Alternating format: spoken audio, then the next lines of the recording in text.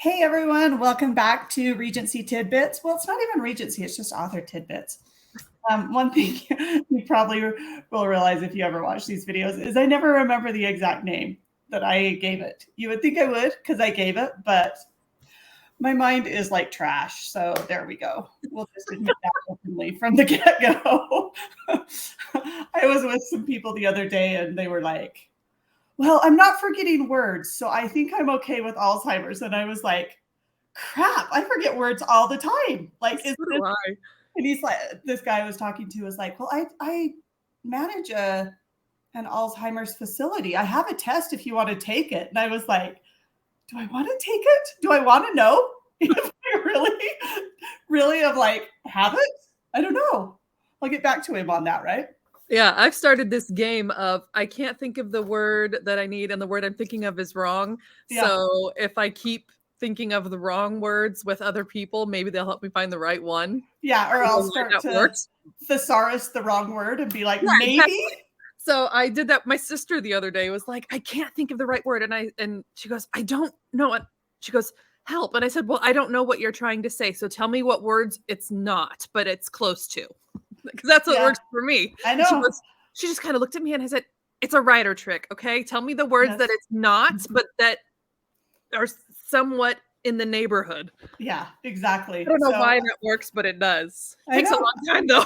It does. And sometimes I'll go like totally down a rabbit hole. And then I'm like, that was not good. That was like 40 minutes trying to figure out this one stupid word. Yeah, and should have just put not even close. Like yesterday, I said ingratiate when I meant indoctrinate. That is not even close. Not even close. Yeah. But to my brain, it was close.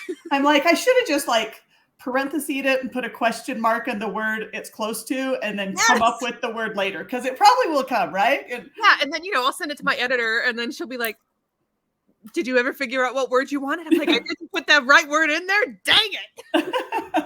Like, no, that was for you. You know what I'm trying to say. That was for you to figure out. What word was I trying to say? This is why I pay you money. Exactly. They just don't understand that. No, it's fine. Okay, today we are going to talk about writing historical fiction, which I find fascinating.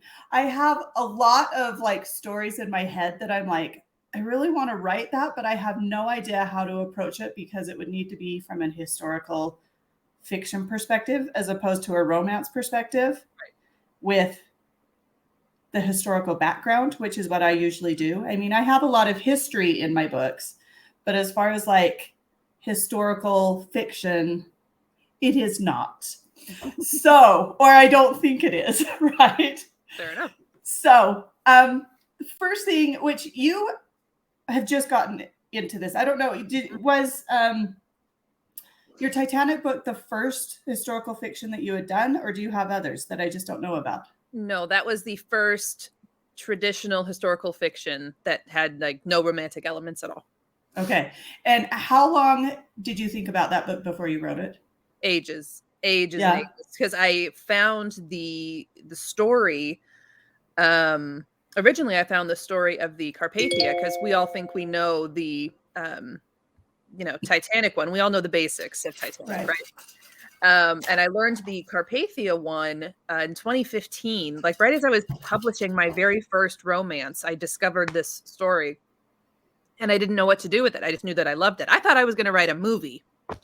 Why I jumped to movie, just published my first book, I don't know. Maybe I was feeling really good about myself. And so I spent the next couple of years just as a hobby looking up details, just embracing my nerdiness. And then I started writing a screenplay. Never had done that before. But why not? Why not? Because it would make a great movie. I could see it in my head. And it was all about the Carpathia. I barely even mentioned Titanic aside from the fact that that was the ship they were rescuing. And, it just kind of sat there for a little bit, and I would come back and play with it, and I would research some more, and then I would play with it. And then it took me an embarrassingly long time to go, why don't I write a book since I write books? Write books. Well, that's not your first thing, right? It's not. Whatever. It's fine.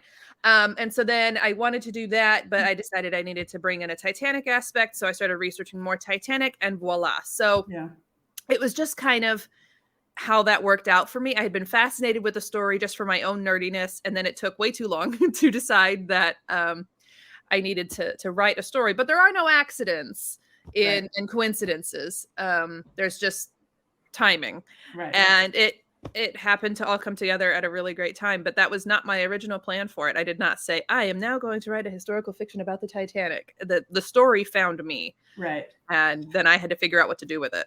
So once you did that and figured out your avenue, did you find that there were a lot of other stories that all of a sudden you were like, oh, I could totally do this one? Or because like I know with regular books you have characters that you're like, oh, now they need a story. Yeah. But historical fiction's a little different because you're most likely not going to be writing about all these different characters, right? In historical fiction, you're picking one. Right. But I think sometimes once your brain is honed in, it finds others. Is that what happened? Because you now exactly have how it works. At least one done and one on the way, or one in process. Is that right? Yeah. So you start looking at people from history as these characters that you didn't write, but they're characters that have a story and you want to tell the story. So it's the same idea, but it's a little different because you have to go find their story, not create their story. But you just, I know, I'm like, oh, they already have a story. So it's just finding for me, at least I can only speak to my experience. I'm very character driven, rather than necessarily event driven for the most part. So I go looking for characters in history that I want to write about. Okay. And I've got a few that I doubt anyone else in the world really want to hear about, but I'm a nerd. So I'm like, I want to write this story. But the problem is you have to convince your publishers that they should also go with your nerdiness. And sometimes they do and sometimes they don't. But well, and another problem is if no one else has wanted to hear about them, it's also, I would guess, harder to find research on them. Yes. So it's kind of a double-edged sword. Yeah. Yeah, I have 3 that I really want to write, but part of it, like one of them, I totally want to change the end. Speculative historical fiction is fine. And I'm not sure that you can do that. You can do speculative historical fiction. Why not? Does that work? I don't know. And of course, the romance author in me is like, there's got to be some romance, right? I mean, we can do whatever we want, you know. So, I mean, Philippa Gregory turned the Tudors on their heads and went with some of the historical speculation. Why can't we go with fictional speculation? Yes. So I guess that leads me to my next question. How close do you feel you need to stick with the actual historical timeline? Obviously, you're going to be making up and putting words in their mouths. So you're going to have to. You'll be able to probably find maybe some quotes from them, but as far as enough to fill a whole book, you're going to have to make some up, I'm guessing. But as far as like what actually happened, how close do you feel like you have to stick to it to be considered historical fiction before it moves into speculative? Right. So before I can go with what I'm looking at as far as a story goes, I look at the events themselves, and if there are some specifics that you can't really shake up, like I could not shake up much of the timeline with Titanic.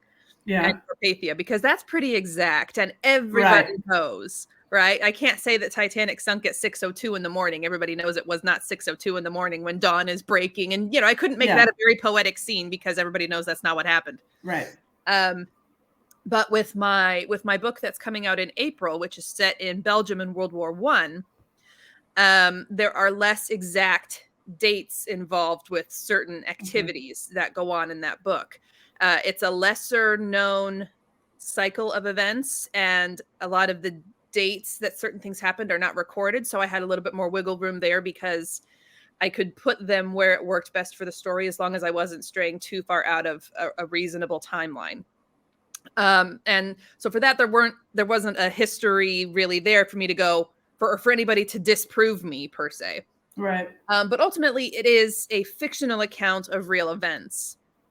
So there's wiggle room. It really depends on the story and how much fiction you want to put into what aspects. I'm more comfortable with being creative in my dialogue and character interactions, especially if I have to combine characters, which I had to do a lot of in Under the Cover of Mercy, which comes out because there were a lot of nurses, a Right. ton of them, nurses and staff and everything. And I cannot have 27 nurses that are Right. all named Anne and Mary and, things like it gets Right. way too complicated. So they became meshed into about 7. But on the Titanic book, the officers all have names and they all have duties. And so I didn't have to make up anybody. Right. So it really just depends on how well the story is known, what events are documented, and how specifically. And then really what kind of a time frame you're looking at as far as your book is in a whole. If you're going over the course of years, it's not going to matter as much what happens when. But if it's going over like 2 or 3 days, like Titanic, you don't have that much wiggle room. Right. See, I really want to do one on the Salem witch. Mm-hmm. So, I would, but what aspect I want to take of it, I'm like, I think I might have to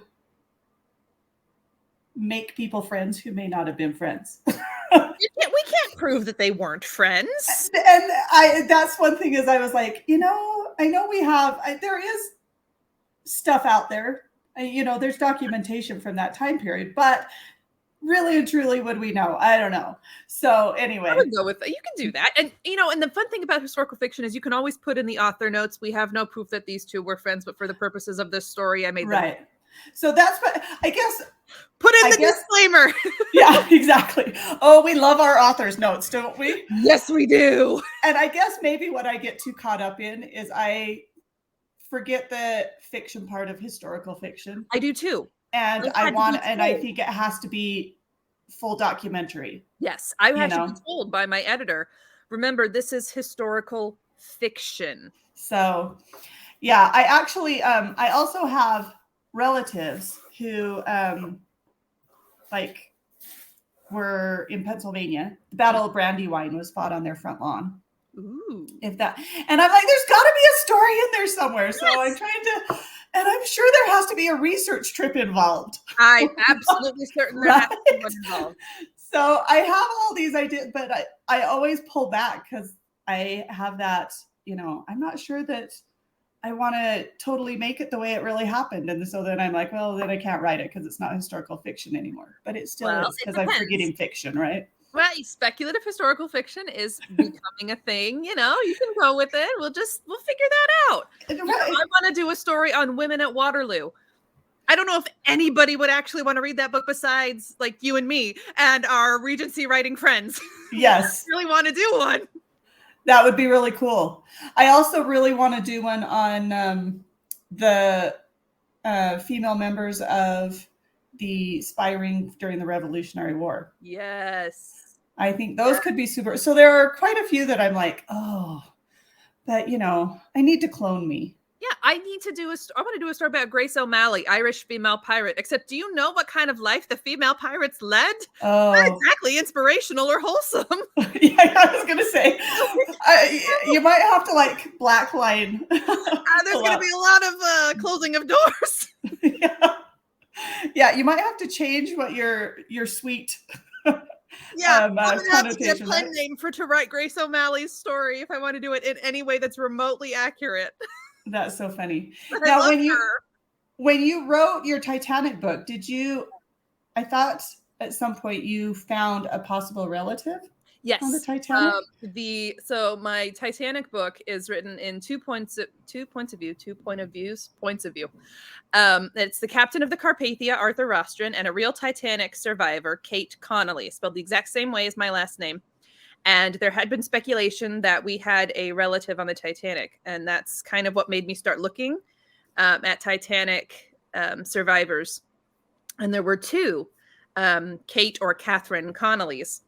And the problem with the last name of Connelly is that about every 3rd person in Ireland has it. Yes. So, and if they're from the same religious persuasion as my ancestors, none of us are very creative with our names. So every Connolly in Ireland has at least 3 Johns, 3 Peters, and 4 Catherines. Yeah. So something. I think that was the time period too, though. Exactly. It's you could, is your son named Michael for your grandfather, your brother, your neighbor, or the barman at the pub. It could be Yeah. all of them and none of them. It could be a completely different Michael. Right. You know, it's so we have trouble tracing my family line once we get back to Ireland. And when I was looking at Kate's line, I have trouble tracing beyond her father because his name is James Connolly. Not helpful.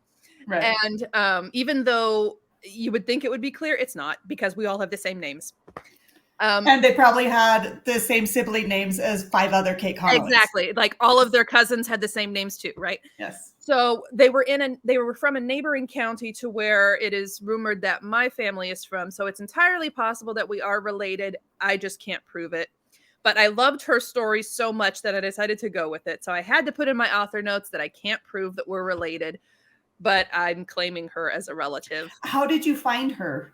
Just because she was a survivor? There is a fantastic database called Encyclopedia Titanica.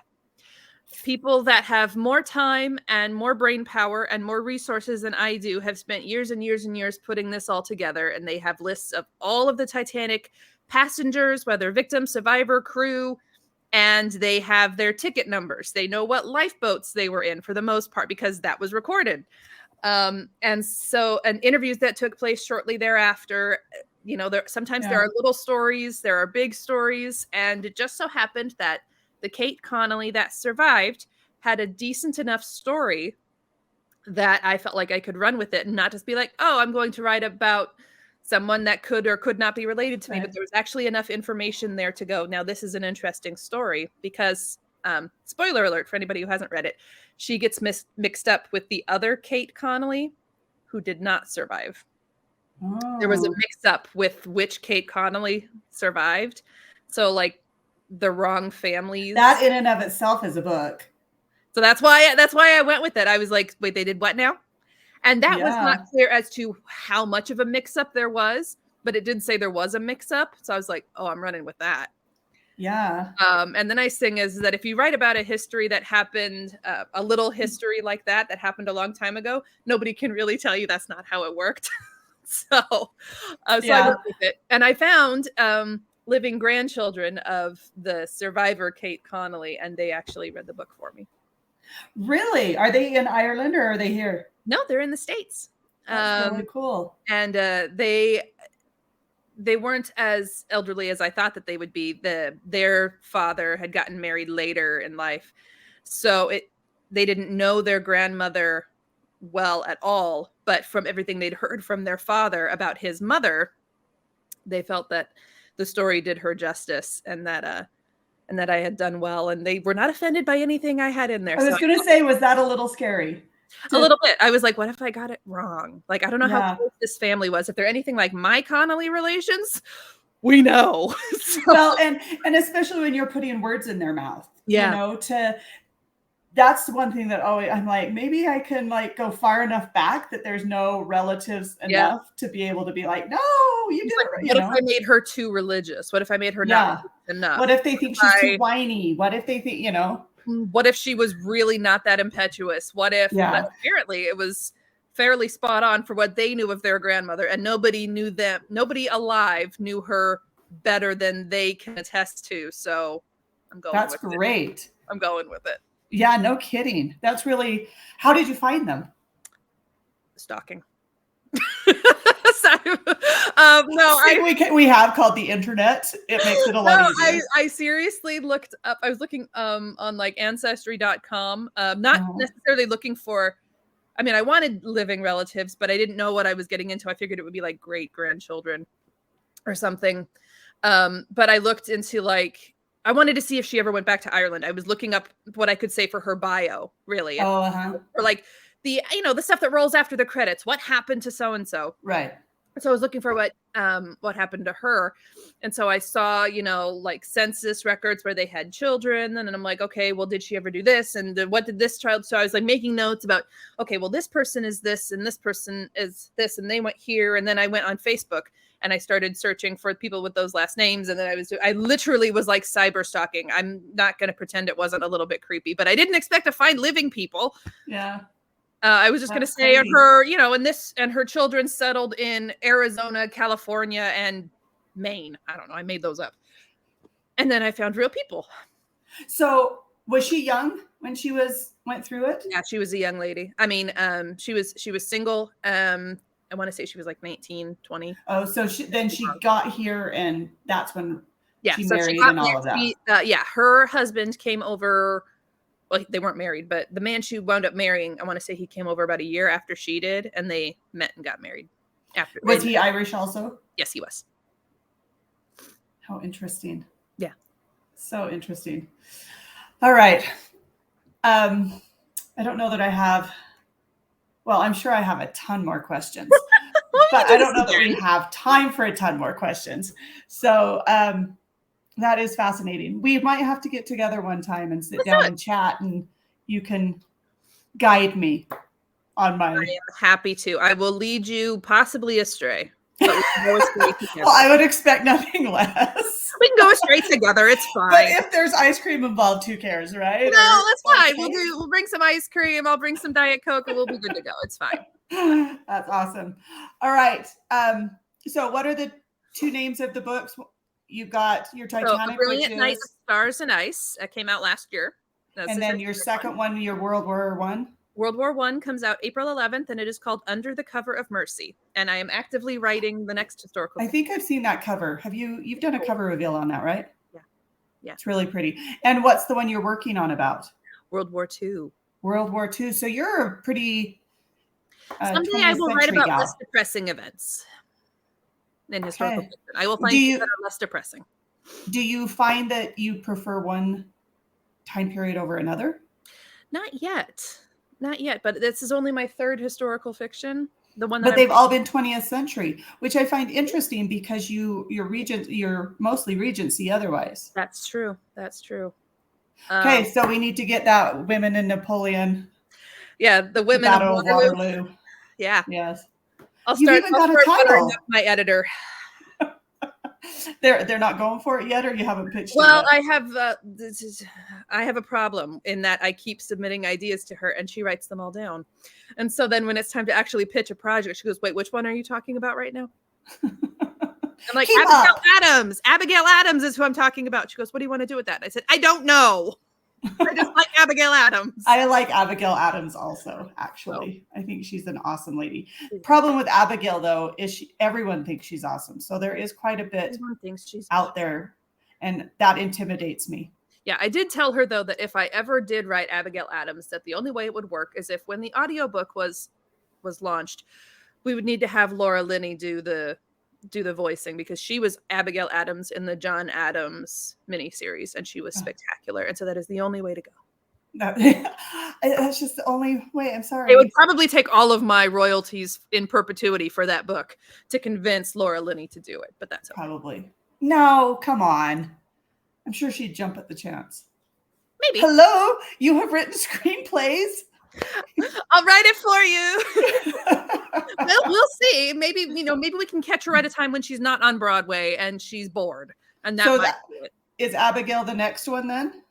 No, it's not even in the line. It's in my line of pitches. It is yet to be accepted because I have yet to actually solidify a window, because I can't do Abigail Adams: A Life. That is not a historical fiction. That is a documentary.